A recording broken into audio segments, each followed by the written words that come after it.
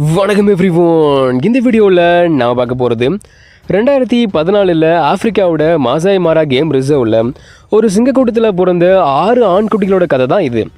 சொந்த கூட்டத்தில் இருந்து அப்பாவால் துரத்தப்பட்ட இதுங்க நாடோடியா அலைஞ்சு திரிஞ்சு கடைசியாக ஃபேமஸான மார்ஷ் சிங்கக்கூட்டத்தை எப்படி கைப்பற்றுது, மற்ற ஆண் சிங்கங்களோட சவால்களை எப்படி சமாளிக்குது, கடைசியாக மாசாய் மாராவில் பிலாஷாகா மேல்ஸுங்கிற பேரில் ஃபேமஸ் கூட்டணியாக மாறி தங்களோட முத்திரையை எப்படி பதிச்சுது அப்படின்ட்டு இதுங்களோட முதல் 5 வருஷ கதையை தான் இந்த பார்ட் 1 வீடியோவில் பார்க்க போகிறோம். வாங்க வீடியோக்குள்ளே போகலாம். கென்யாவில் இருக்க மாசாய் மாரா கேம் ரிசர்வ்.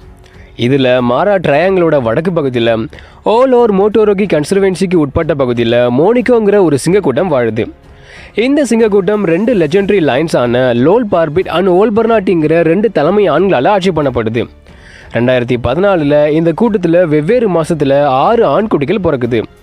மார்ச் மாதத்தில் 2, மே மாதத்தில் 3, செப்டம்பர் மாதத்தில் 1 அப்படின்னு மொத்தம் 6 ஆண்குட்டிகள்.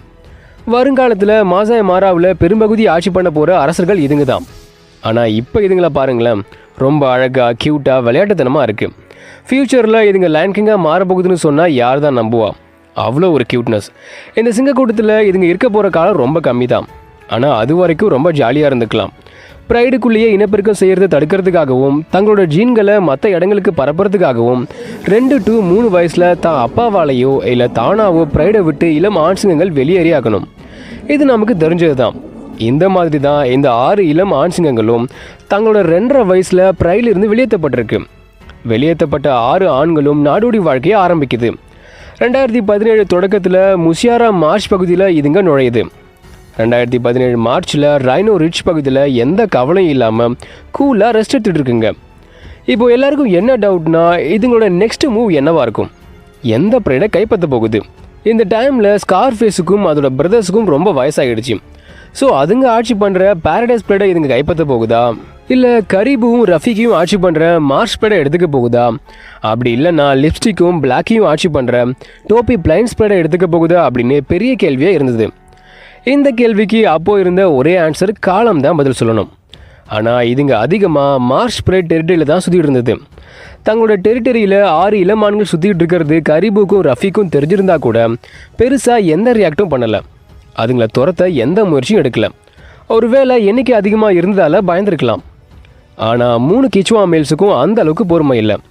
தங்களோட டெரிட்டரியில் ஒவ்வொரு முறையும் 6 இளம் ஆண்களும் அத்துமீறும்போது தைரியமாக அதுங்களை துரத்தி அடிச்சுது. இந்த தைரியம் மார்ஷ் ப்ரைடை ஆட்சி பண்ணுற கரீபுக்கும் ரஃபிக்குக்கும் இல்லாதால மார்ஷ் ப்ரைடில் இருந்த ஃபீமேல்ஸ் தங்களோட 9 குட்டிகளை 6 ஆண்கள்டிருந்து பாதுகாக்க டெரிட்டரியை விட்டு வெளியேற முடிவு பண்ணுது. மார்ஷ் ப்ரைடோட ஃபீமேல்ஸ் மாசாய் மாராவோட நார்த் கன்சர்வென்சிக்கு மூவ் ஆனது. அதுங்க கூட ரஃபிக்கையும் கரீபும் சேர்ந்து போனதால் மார்ஷ் டெரிட்டரி 6 இளமான்கள் கைக்கு வருது. இதுங்க மார்ஷ் டெரிட்டரியோட மட்டும் நிற்காம கிழக்கு அப்புறம் வடக்கில் நகர்ந்து Sri Lanka, rhino ridge, dhobi plains அப்படின்னு டெரிட்டரியை கண்காணிச்சுக்கிட்டு வளம் வந்துட்டு இருந்தது. ஆனால் இதுங்க எங்கே அதிகமாக சுற்றினாலும் கடைசியில் பிலாஷாகா பகுதியில் தான் தங்கியிருக்கும். அதனாலேயே இந்த 6 ஆண்களும் பிலாஷாகா மேல்ஸ்னு அழைக்கப்பட்டது. அது மட்டும் இல்லாமல் த 6 வாரியர்ஸ்னும் த கண்டென்டர்ஸ் அப்படின்னும் த 6 பேக் லைன்ஸ் அப்படின்னும் அழைக்கப்பட்டது. இதுங்க என்னதான் எண்ணிக்கையில் அதிகமாக இருந்தாலும் வயசு வெறும் 3 தான். இன்னும் தன்னம்பிக்கை பெருசாக வளரலை. ஸோ கிச்சுவா மேல்ஸுக்கு இதுங்களை பார்த்தா ஒரு இலக்காரம் தான். கஷ்டப்பட்டு 6 பசங்களும் ஒரு இறைய வேட்டையாடினா அது திருடி சாப்பிட்றதுக்காகவே மாரா ரிவரை கடந்து வந்து 3 கிச்சுவா மேல்ஸும் இதுங்களோட இறைய பிடுங்கிக்கும். பிலாஷாகா மேல்ஸுக்கு சொந்தமாக டெரிட்டரி இருந்தாலும் அதுங்க எந்த சிங்கக்கூட்டத்தையும் இன்னும் கைப்பற்றலை. ஸோ இதுங்க கூட சண்டை போடுறது வேஸ்ட்னு தெரிஞ்சுக்கிட்ட கிச்சுவா மேல்ஸ் இறையை மட்டும் பிடுங்கி சாப்பிட்டுட்டு அங்கேருந்து கிளம்பிடும். உண்மையை சொல்லணும்னா பிலாஷாகா மேல்ஸ் அதிர்ஷ்டசாலிக்கு தான். ஏன்னா பெருசாக எந்த சண்டையும் இல்லாமல் கொஞ்சம் கொஞ்சமாக வளர்ந்துக்கிட்டு இருக்கு. மாசாய் மாராவில் அதுங்களோட செல்வாக்கு அதிகமாகிட்டே போகுது. இதுக்கு ஒரு எக்ஸாம்பிள் பார்த்தீங்கன்னா 2018 மத்தியில் அதுங்க ரொம்ப தன்னம்பிக்கையோடு காணப்பட்டது. மற்ற சிங்கங்கள் தங்களோட டெரிட்டரியில் நுழையிறத அதுங்களால் முன்ன மாதிரி பொறுத்துக்க முடியல. அப்படி தான் எப்பவும் போல் கிச்சுவா மேல்ஸ் இதுங்களோட டெரிட்டரிக்குள்ளே வரும்போது பிலாஷாகா மேல்ஸ் அதுங்கள தைரியமாக ஃபேஸ் பண்ணி சண்டை போட்டு எங்கிருந்து வந்ததோ அங்கேயே துரத்தி விட்டது. இந்த ஒரு இன்சிடெண்ட்டுக்கு அப்புறம் மறுபடியும் கிச்சுவா மேல்ஸ் 6 பசங்களோட கண்ணில் படவே இல்லை. ஏன்னா அதுங்க திரும்பி வரவே இல்லை. அடுத்து பிலாஷாகா மேல்ஸ் எதிர்பார்க்காத 2 மகிழ்ச்சியான சம்பவங்கள் நடக்குது. ஒன்று என்னென்னா, மார்ஷ் ப்ரைடை சேர்ந்த ஃபீமேல்ஸ் மறுபடியும் மார்ஷ் டெரிட்டரிக்கு வந்துடுது. அதுவும் கரீபுவும் ரஃபிக்கும் இல்லாமல் வருது. இது மார்ஷ் ப்ரைடை மொத்தமாக கைப்பற்றப்பட்டதுக்கான ஒரு அறிகுறி. ஃபீமேல்ஸ் கூட மேட் பண்ணுறதுக்கான இது ஒரு நல்ல வாய்ப்பு. மார்ஷ் ஸ்ப்ரெடை சேர்ந்த ஃபீமேல்ஸான ஸ்பாட், லிட்டில் ரெட், யாயா கூட இதுங்க மேட் பண்ணிச்சு. அடுத்து ரெண்டாவது மகிழ்ச்சியான விஷயம் என்னென்னா, டோபி பிளைன் ஸ்ப்ரெடை ஆட்சி பண்ணிட்டு இருந்த 2 ஆண் சிங்கங்களில் லிப்ஸ்டிக் இறந்துருச்சு. பிளாக்கி மட்டும் தனியாக ஆட்சி பண்ணதால் 4 பிலாஷகா மேல்ஸ் அதை துரத்தி விட்டுட்டு 18 பெண் சிங்கங்கள் இருக்கிற டோபி பிளைன் ஸ்ப்ரெடை கைப்பற்றுது. அதில் இருந்த சில குட்டிகளும் கொல்லப்பட்டது. மார்ஷ் ஸ்ப்ரெடுக்கு அடுத்து டோபி பிளைன் ஸ்ப்ரெடு அப்படின்னு 2 ப்ரெடை கைப்பற்றி இன்னும் தங்களோட எல்லையை விரிவாக்கிக்கிட்டே போனது. ப்ரைடில் இருந்த ஃபீமேல்ஸ் கூட மேட் பண்ணி 2019 தொடக்கத்தில் பல குட்டிகளுக்கு அப்பாவாக இதுங்க மாறிச்சு. இந்த கூட்டணியில் 6 பேர் இருக்கிறதால ஒரு ப்ரைடை மட்டும் ஃபோக்கஸ் பண்ணி இதுங்களால பார்த்துக்க முடியல. ஏன்னா இதுங்களோட நோக்கம் பல ப்ரைடை கைப்பற்றுறதா இருக்குது. இதனால் சில நேரம் இதுங்க மார்ஷ் ப்ரைடில் இருக்கவே இருக்காது. அதே மாதிரி தான் டோபி பிளைன் ஸ்ப்ரைட்லேயும் சில நேரம் இதுங்க இருக்காது. அதுக்காக மொத்தமாக ப்ரைடை கைவிடாமல் அப்பப்போ வந்து பார்த்துட்டும் போகும். ஆனால் இதில் ஒரு ஓர வஞ்சனையான விஷயம் என்னென்னா, மார்ஷ் ஸ்ப்ரெடை விட டோபி பிளைன் ஸ்ப்ரெடுக்கு தான் இதுங்க அதிக இம்பார்ட்டன்ஸ் கொடுத்துச்சு, அதிக நேரத்தை செலவிட்டது. மார்ஷ் ஸ்ப்ரெட் நிறைய நேரம் தலைமை ஆண்கள் இல்லாமல் காணப்பட்டது. இது எங்கே போய் முடியும் தான் தெரியல. ஆனால் இதை பற்றிலாம் கவலைப்படாத மார்ஷ் ஸ்ப்ரெடோட 5 ஸ்ட்ராங் ஃபீமேல்ஸான யாயா, ஸ்பாட், கிட்டோ, ரெம்போ, கபிபி இதுங்க மார்ஷ் ஸ்ப்ரெடை வழிநடத்தி கொண்டு போச்சு. 2019 ஸ்டார்டிங்கில் டெரிட்டரியை எக்ஸ்ப்ளோர் பண்ணும்போது எதிர்பாராத விதமாக தன்னோட அப்பாக்களான லோல் பார்பிட் அண்ட் ஓல்பர்னாட்டியை பிலாஷகா மீட் பண்ணுது. இந்த எதிர்பாராத சந்திப்பு சண்டையில் முடியுது.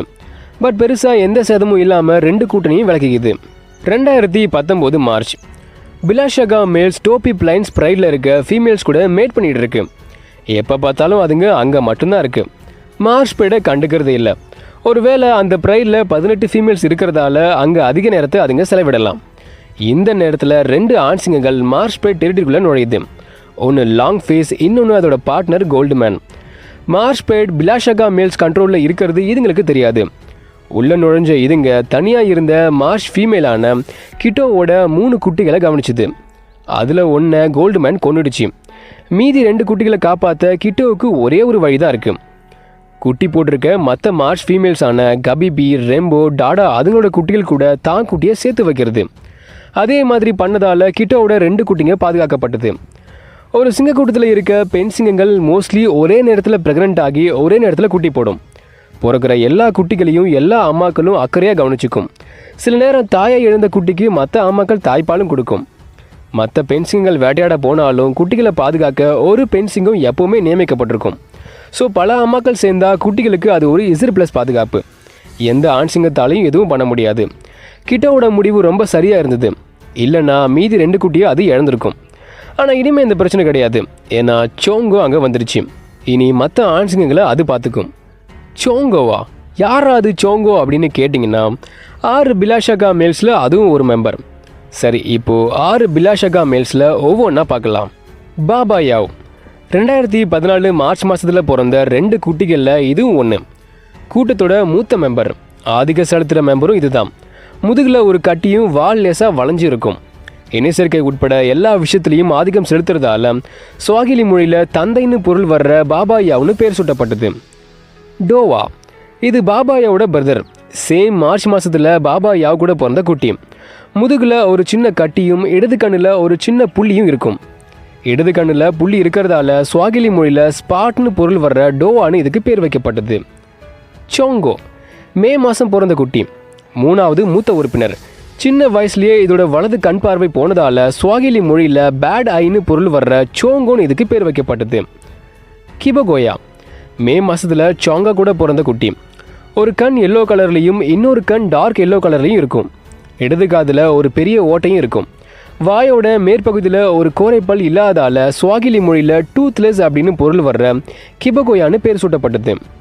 கொஷோகே மே மாதத்தில் சாங்கோ கிபகோயா கூட பிறந்த குட்டி. சதுர வடிவ தாடையோடு இருக்கிற இது அதிக தொப்பையோடு இருக்கிறதால மாமொழியில் பிக் பெலின்னு பொருள் படுற கொஷோக்கிங்கிற பேர் வைக்கப்பட்டது. கயோக் இதுதான் கடைக்குட்டி. 2014 செப்டம்பரில் பிறந்த குட்டி. கம்மியான பிடரி முடியோட லைட் எல்லோ கலரில் இருக்கிற இதோட 2 காதும் ஒரே மாதிரி இருக்காது. இதனால் மாமொழியில் ஏர்னு பொருள் வர்ற கயோக்குங்கிற பேர் வைக்கப்பட்டது. உங்களுக்கு ஒன்று தெரியுமா? சோங்கோ உண்மையிலே ஒரு நல்ல அப்பா. எப்படி சொல்கிறேன்னா, 2019 ஏப்ரல் 2 அன்னைக்கு மார்ஷ் ஸ்ப்ரெட் ஃபீமேல்ஸான ஸ்பாட்டும் லிட்டில் ரெட்டும் சேர்ந்து ஒரு ஜீப்ராவை வேட்டையாடுது. வேட்டை வெற்றியில் முடிஞ்ச உடனே அங்கே வந்த சோங்கோ ஸ்பாட்டையும் லிட்டில் ரெட்டையும் துரத்தி விட்டுட்டு அதுவும் அது கூட சேர்ந்து குட்டிகளையும் சாப்பிட அலோவ் பண்ணுது. பாவம் ஃபீமேல்ஸ் கஷ்டப்பட்டு வேட்டையானாலும் சிங்கங்களோட ரூல்ஸ் படி அதுங்க கடைசியாக தான் சாப்பிட்ணும். அடுத்து மாரா ட்ரையாங்கிளோட ஓரத்தில் ரிவர் லைன் ப்ரைட்னு ஒரு சிங்க கூட்டம் இருக்குது. இது ஓலோலோ மேல்ஸால் ஆட்சி பண்ணப்படுது. இதுங்க கிட்ட ஒரு பழக்கம் இருக்குது. என்னென்னா, தங்களோட டெரிட்டரியில் இறைவிலங்குங்க அதிகமாக இல்லைன்னா மற்ற ப்ரைடோட டெரிட்டரிக்குள்ளே அத்துமீறி நுழைஞ்சி வேட்டையாடி சாப்பிட்டுட்டு திரும்பவும் இதுங்களோட டெரிட்டரிக்கு வந்துடும். அந்த மாதிரி தான் 2019 ஏப்ரல் 10 ஒரு ஓலோலோ மேலான பிளண்டி தன்னோட ப்ரைட் ஃபீமேல்ஸோடு சேர்ந்து மார்ஸ் டெரிட்டரிக்குள்ளே அத்துமீறி நுழைஞ்சி சக்ஸஸ்ஃபுல்லாக ஒரு பஃபலோவை வேட்டையாடுது. நல்லா சாப்பிட்டுட்டு பிலாஷகா கண்ணில் படாமல் நைஸாக அங்கேருந்து எஸ்கேப் ஆகி தங்களோட டெரிட்டரிக்கு வந்துடுது. இந்த தாட்டி தப்பிச்சிருக்கலாம், ஆனால் இதையே திரும்பி பண்ணிக்கிட்டு இருந்தால் ஒரு நாள் பிலாஷகா மேல்ஸ் கிட்ட மாட்டுறது கன்ஃபார்ம். பிலாஷகா மேல்ஸ் மடோமா ப்ரைட் அப்புறம் பேரடைஸ் ப்ரைடை கைப்பற்றலைனாலும் அதில் இருக்க ஃபீமேல்ஸ் கூட மேட் பண்ணிகிட்டு இருக்கு. ஃப்யூச்சரில் கைப்பற்றுறதுக்கான வாய்ப்புகள் நிறைய இருக்குது. இது ஆகஸ்ட் 9, 2019. வேட்டையில் தோல்வி அடைஞ்சாலும் சீரி பாயிர சோங்கோவை பார்த்துட்டு மொத்த வைல்ட் பீஸ் கூட்டமும் தெரிச்சு ஓடுறது அமேசிங் ஒன். ஆகஸ்ட் 21, 2019 கிபகோயா. கரடு முரடாக இருக்கிற ஒரு ஆண் சிங்கத்தோட மென்மையான இன்னொரு பக்கத்தை பார்க்கறது ஒரு ப்ரைஸ்லெஸ் கிஃப்ட் தான். அந்த மாதிரி கிபகோயா டோபி பிளைன்ஸ் ப்ரைடில் இருக்கும்போது தன்னோட குட்டி தன்னை நெருங்கி வரும்போது ஃபஸ்ட்டு கோபப்படுது. ஆனால் நேரம் போக போக அது கூட கொஞ்சம் விளையாடவும் செய்யுது. அப்பாவுக்கும் மகளுக்குமான ஒரு அழகான தருணம். டிசம்பர் 26, 2019 அன்னைக்கு டோபி பிளைன்ஸ் ப்ரைடில் இருந்த ஒரு பெண் குட்டியை பிக் பாய் ஜெஸ்ஸிங்கிற ஒரு ஆண் சிங்கம் கொன்னுடுது. அத்துமீறி டெரிட்டரிக்குள்ளே வந்ததே தப்பு, இதில் ஒரு குட்டியை வேற இது கொன்னுடுச்சு. இதுக்கு பிலாஷகா மேல்ஸோட ரியாக்ட் என்னவா இருக்கும்? அடுத்து 3 சேலஸ் மேல்ஸோட வருகையும் ஹாஃப் டெயில் அண்ட் லோகோலோட வருகையும் டோபி பாய்ஸோட எழுச்சியும் பிலாஷகா மேல்ஸை எப்படி பாதிக்குதுங்கிறத பார்ட் 2ல் பார்க்கலாம். ஓகே, இதோட இந்த வீடியோவை முடிக்கிறது நான் உங்கள் யாருக்கு. இந்த வீடியோ பிடிச்சி லைக் பண்ணுங்கள், ஷேர் பண்ணுங்கள். பிலாஷகா மேல்ஸோட முதல் 5 வருஷ கதையை பற்றி உங்களோட கருத்துக்கள் என்ன அப்படின்னு கமெண்ட் பண்ணுங்கள். மறக்காம பயோ சேனலுக்கு சப்ஸ்கிரைப் பண்ணுங்கள். பார்ட் 2ல் மீட் பண்ணலாம். தேங்க்யூ.